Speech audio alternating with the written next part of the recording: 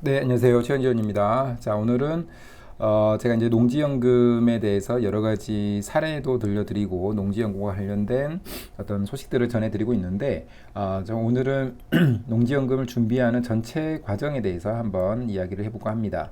그래서 이제 경매 농지를 이제 찾고 분석하는 것부터 경영체 등록하는 것까지가 제가 생각했을 때는 영농 경력을 쌓고 농지 연금용 농지를 매입하게 되는 전체 과정이라고 생각되는데, 그 세세한 과정, 그다음에 절차 이런 부분에 대해서 제가 이제 강의 때는 굉장히 세부적으로 설명을 드리지만 유튜브 영상에서는 처음으로 일단 전체적으로 간략하게 한번 소개를 드리고자 합니다.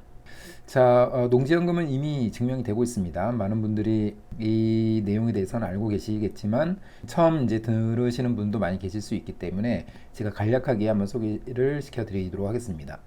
자, 이 표는 이제 통계청에서 발행한 연금 통계 자료인데 2021년도 기준이고 지금 최근에 업데이트된 내용도 있는데 많은 부분이 좀 비슷한 부분이 있기 때문에 이 내용으로 설명드립니다.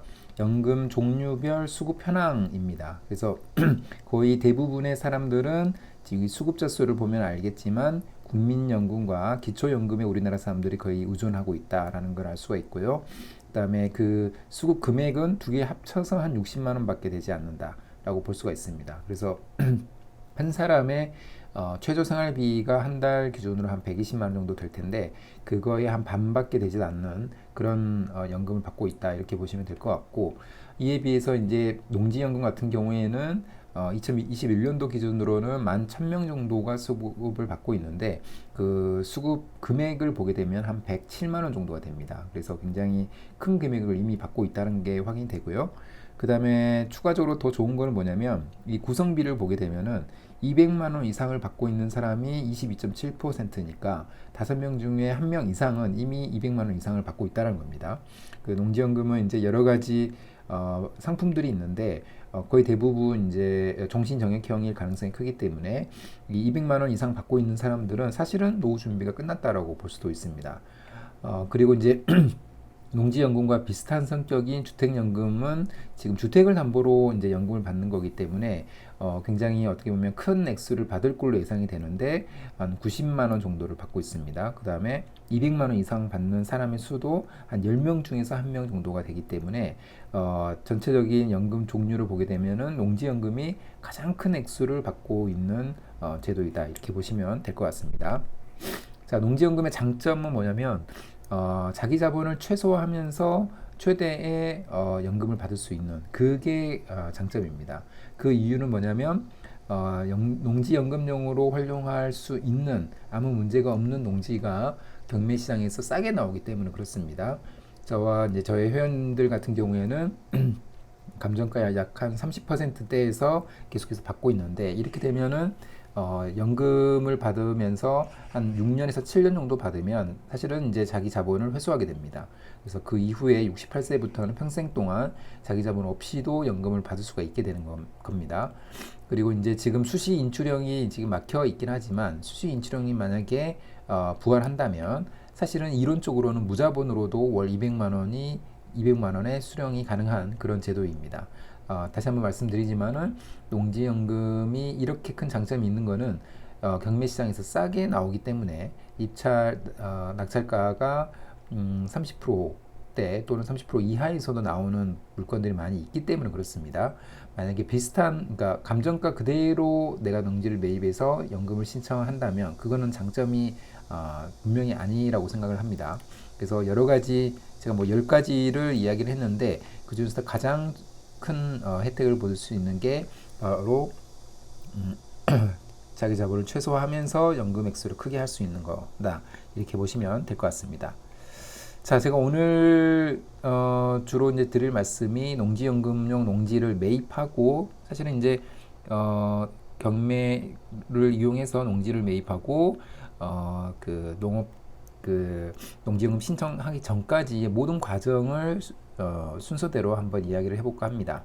자, 첫 번째는 좀 보긴 조금 불편하실 수도 있지만 이야기를 좀 들어보시면 될 것 같다는 생각이 들고요. 경매지에서 농지를 검색을 해야 되겠죠. 농지는 이제 지목이 전답 과수원인 그런 세 개의 지목을 농지라고 하는데, 농지를 검색을 하고 그다음에 이제 농지를 분석을 해야 되겠죠. 이때 이제 분석하는 이제 툴이 주로 저 같은 경우에는 이 디스코라는 앱, 가장 중요한 디스코라는 앱을 이용하고 토지 이음에서 토지 이용 계획이라든가 지구 단위 계획이 있는지 없는지 이 부분도 확인을 해야 됩니다. 그 다음에 땅이하를 통해서 현재 실거래가 대비해서 얼마만큼 낮게 최저가가 나와 있는지 이 부분도 비교를 하면 좋을 것 같고요. 자, 농지 분석에서 이제 서류상으로 분석하는 거죠. 서류상으로 분석할 때 중요한 거는 일단은 진입로 부분이 지금 갖춰져 있는지 이 부분이 좀 중요하고요. 이런 부분들은 디스코를 통해서 많이 알 수가 있습니다. 그 다음에 이제 권리상의 문제가 없는지도 보긴 봐야 되겠죠. 선순위로 잡혀 있는 권리가 있다면 이런 것들은 이제 낙찰을 받으면 안 될 것 같고요. 그 다음에 입지 분석. 그러니까 지금 기본적으로 저는 매입하는 시점에서 농지는 싸게 사야 된다. 그러니까 매입하는 시점부터 농지를 감정가 또는 공시지가보다 싸게 사기 때문에 그 순간 이득이 된다고 저는 생각을 합니다. 다만 농지는 기본적으로 우상향하는 경향이 있기 때문에 가능하면 그동안의 공시지가 흐름이 쭉 우상향했던 그런 농지를 찾는 게 좋겠죠. 그래서 그런 관점에서 이 입지 분석, 그 다음에 그 주변 지역이 조금 더 발전된 가능성이 있는지 이런 부분들을 분석하면 좋을 것 같습니다. 그 다음에 이제 가격에 대한 분석도 해야 됩니다. 이 최저가가 적절한 수준인지 아니면 약간 리스크가 있는 부분인지도 확인할 수 있어야 되고요. 그 다음에 경매지에서 이제 실사를 다녀온 보고서가 있기 때문에 그 보고를 보면서 경작이 가능한 여부를 확인할 수 있어야 됩니다. 자, 이렇게 농지 분석을 통해서 농지를 쭉 자기가 원하는 농지를 좀 찾아냅니다. 그런 다음에 그 다음에 해야 될 거는 임장을 통해서 실제로 이 농지가 괜찮은지를 결정을 해야 됩니다. 자, 임장을 통해서는 저는 이제 개인적으로 임장 체크리스트를 가지고 있긴 하지만 임장에서는 일단 경작이 가능한지 여부를 확인할 수 있어야 되고, 그 다음에 진입로 부분이 굉장히 중요합니다.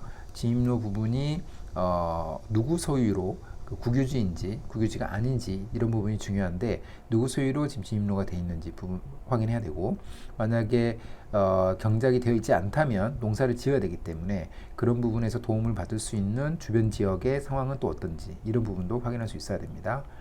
자, 그 다음에 임장을 통해서 만약에 괜찮다, 농지가 괜찮다 하면은 사실 이제 입찰을 하면 되는데, 입찰하기 전에 저 같은 경우에는 많은 부분들을 확인합니다. 첫 번째가 이제 농지증을 발급을 해 놓습니다. 그러니까 입찰에서 낙찰을 받으면 일주일 이내에 농지증을 발급받게 되는데, 지금 이제 보통 이제 심의 대상인 경우, 그러니까 거주지와 농지 간의 거리가 30km 이상인 경우에는 심의 대상이 되는데, 심의 대상 같은 경우에는 최대한 3주 정도까지도 걸릴 수가 있습니다. 그렇기 때문에 입찰하기 전에 미리 농지증을 신청하고 발급을 받아놔야 됩니다. 이때 경영계획서를 쓰는 방법들, 경영계획서를 잘 써야 농지증 발급하는 데 문제가 안 생길 수 있습니다. 그리고 입찰하기 전에 농지연금 가능 여부도 이제 확인을 해야 되고요.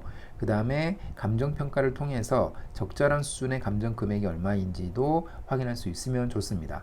그래서 이런 걸 통해서 이 농지는 농지연금 신청이 가능하고, 그 다음에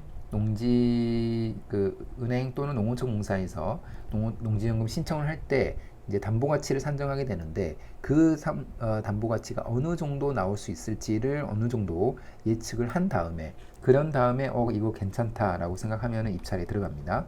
그래서 만약에 낙찰을 받게 되면은 그 다음 과정을 진행하면 되는 거고, 만약에 폐찰이 되면은 이 농지 첫 번째부터 다시 시작을 해야 되겠죠. 자, 그 다음에 이제 낙찰을 됐다고 했을 때는 잔금 납부하고 소유권 이전, 여기는 기본적으로 해야 되는 거고요. 그 다음에 이제 경작협의라고 이제 말씀을 드리는데, 뭐 농사를 처음 짓는 분도 계시고 또 전업 농업인 분들도 계실 텐데, 전업 농업인 분들이라면은 이제 본인이 농사를 지으시면 되기 때문에 아무 문제가 없겠죠. 그런데 이제 농사를 처음 지으시는 분들은 농사를 이제 짓기가 조금 어려울 수 있기 때문에 도움을 구할 수 있는 그런 협의를 좀 해놓으면 좋습니다. 그래서 그렇게 해서 같이 좀 도움을 받아가면서 농사를 지어가는 거를 좀 진행을 해야 되고요. 그 다음에 마지막으로 농업 경영체 등록을 해야 됩니다. 제가 사실은 이제 이렇게 농업 경영체 등록이라고 써 있지만 농업 경영체 등록할 때 몇 가지 서류가 좀 필요합니다. 농자재 구매 용수증 필요하고, 그 다음에 이장님의 영농사실 확인서 이게 좀 필요합니다. 그다음 농지 대장도 필요하고요. 이 세 가지 조가 이제 조건이 만족이 되면은 이제 농업 경영체 등록을 할 수가 있게 됩니다. 그래서 이런 식으로 이런 절차에 의해서 농지연금용 농지를 찾고, 그 다음에 최종적으로 농업 경영체 등록까지 해서 농업인이 되고 영농 경력을 쌓기 시작하는 이런 단계로 이제 마무리가 됩니다. 그래서 이 내용은 한번 보시고 이해가 안 되시면 다시 한번 들어보시면 좋으실 것 같고요. 조금 더 하나하나에 대해서 세부적인 내용은 제가 매월 원데이 특강을 진행하기 때문에 원데이 특강에서는 굉장히 구체적으로 설명을 드릴 수가 있기 때문에 그 강의를 한번 들어보시면 도움이 될 거라고 생각을 합니다. 자, 그럼 오늘 영상 이것으로 마무리하겠습니다. 감사합니다.